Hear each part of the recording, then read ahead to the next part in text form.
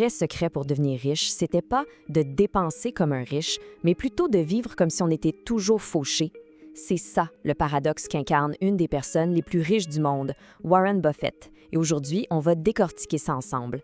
Cette question-là, elle est vraiment au cœur de toute notre analyse. Parce que, et si les signes extérieurs de richesse, c'était en fait des obstacles à la vraie indépendance financière? On va voir comment la frugalité extrême de Buffett lui a permis, au fond, d'acheter sa liberté et comment on peut s'en inspirer. OK, regardez bien ça. D'un côté, on a une fortune qui dépasse l'entendement, plus de 130 milliards de dollars. De l'autre, on a 7 maisons. Pas un manoir à Beverly Hills, non. Pas un penthouse à New York, juste une maison normale. Et le plus fou, c'est le prix qu'il a payé pour cette maison-là en 1958. Êtes-vous prêts? 31 500 $. C'est le point de départ de toute l'histoire. C'est le premier indice d'une philosophie de vie qui est radicalement différente. Et là, on commence à peine à gratter la surface de ce paradoxe. Si ce genre de sujet qui vient un peu casser les mythes sur l'argent, ça vous parle, pensez à laisser un j'aime sur cette analyse dès maintenant, ça aide énormément pour la suite. Bon, plongeons dans ce premier paradoxe, celui qu'on voit le plus, sa maison. On va voir comment ce simple bâtiment, c'est le symbole de toute sa philosophie. Les faits sont assez simples. En 1958, il achète cette maison à Omaha. Pas Los Angeles, pas Miami, non, à Omaha, au Nebraska. Et 66 ans plus tard, il est encore là. Dans un monde où les gens changent de maison comme de téléphone, cette constance-là, c'est plus qu'une anecdote, c'est une déclaration. Maintenant, regardons ce tableau pour vraiment saisir le décalage. De côté, on a Buffett, avec sa maison qui vaut aujourd'hui peut-être 300 000 $. De l'autre, on a les portefeuilles immobiliers de Jeff Bezos ou Mark Zuckerberg. On parle de centaines de millions de dollars, sans même parler des yachts. Ce n'est pas juste une différence de budget, c'est une différence de vision du monde, carrément. Et ce qui est fascinant, c'est ce qu'il en dit lui-même. Pour lui, c'est son 3e meilleur investissement. Pourquoi juste le 3e? Parce qu'il place ses 2 alliances de mariage en première et 2e position. Ça nous en dit long sur son système de valeurs. Les relations humaines, ça passe avant les actifs financiers. Passons maintenant au reste de son quotidien. Parce que cette frugalité-là, ce n'est pas juste une question de maison, non. C'est un vrai système de vie qui s'applique à tout. Sa voiture, ce qu'il mange et même sa technologie. Sa voiture. Oubliez les Ferrari, oubliez les Lamborghini. Pendant des années, c'était une simple Lincoln. Et l'anecdote la plus incroyable, c'est qu'il a déjà acheté une voiture endommagée par la grêle juste pour avoir un rabais. La 5e personne la plus riche du monde qui négocie un deal sur une voiture maganée. C'est quand même puissant. Et voilà, voici la clé qui explique tout. Cette citation-là, c'est peut-être la leçon financière la plus importante de toute cette analyse.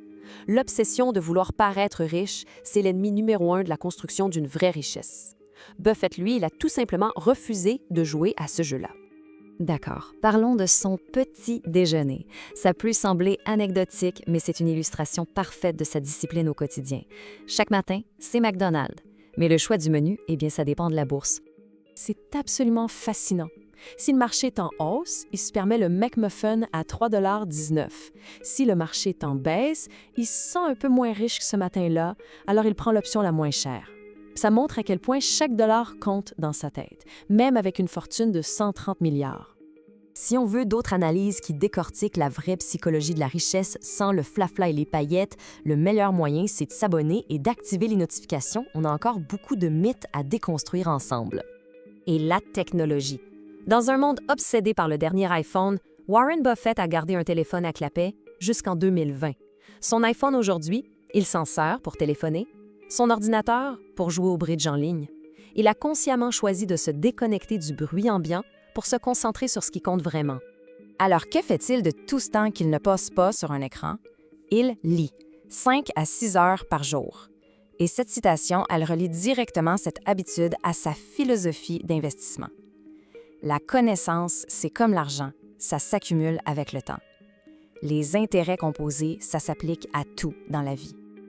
OK, on a vu le quoi, maintenant on passe au plus important, le pourquoi. Quelle est la philosophie profonde qui motive ce style de vie si particulier? Tenez-vous bien, voici le salaire annuel que Warren Buffett se verse comme PDG de Berkshire Hathaway. 100 000 $. Et ce salaire-là, il n'a pas bougé depuis 40 ans. Quand on compare ça à la moyenne de 15 millions pour les autres PDG, ce n'est plus un écart, c'est un message. La raison est simple, mais elle est fondamentale. Sa richesse ne vient pas de son salaire, elle vient de ce qu'il possède, ses actions dans sa propre entreprise. Il a compris que le but, ce n'est pas de gagner plus pour dépenser plus, mais de posséder des actifs qui travaillent pour nous. Cette phrase, elle résume parfaitement sa vision du consumérisme. Chaque achat inutile, c'est un risque potentiel pour nos biens essentiels. C'est une mise en garde très puissante contre la culture de la dépense impulsive. Et on arrive au cœur de sa philosophie. Pour Buffett, l'argent n'est pas une fin en soi. C'est un outil pour acheter la chose la plus précieuse au monde, la liberté.